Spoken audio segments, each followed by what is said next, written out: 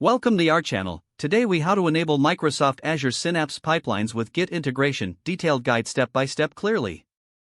To enable Microsoft Azure Synapse pipelines with Git integration, start by logging into your Azure portal. Navigate to the Azure Synapse workspace where you want to enable Git integration.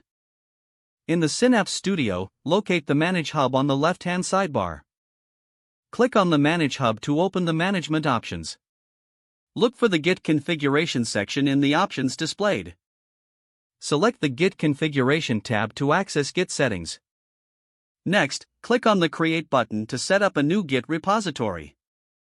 In the dialog that appears, enter the necessary details for your Git repository, including the repository type. Choose between Azure DevOps Git or GitHub for your repository. If using Azure DevOps, provide the organization, project name, and repository name. For GitHub, enter the repository URL along with the access credentials if required. After specifying the repository, decide if you want to enable collaboration with others by selecting the appropriate permissions. Once all fields are filled, click on the Save button to apply the settings.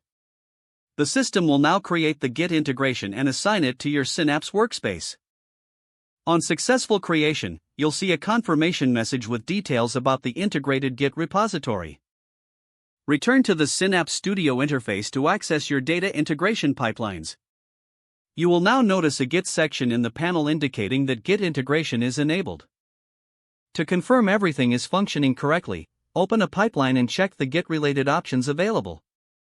Make any changes to your pipeline, and you should see prompts to commit your changes to the Git repository. Finally, create a commit message and complete the commit process to save your changes in the repository.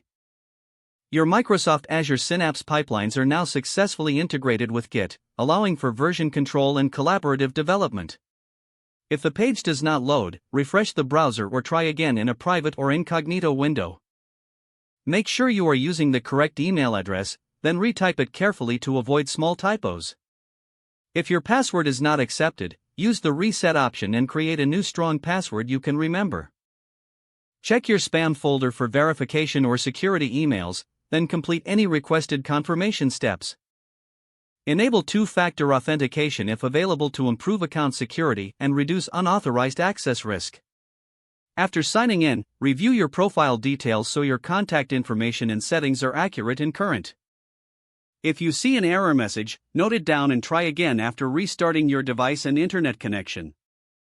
Don't forget to like this video and subscribe to our channel for more step-by-step tech guides.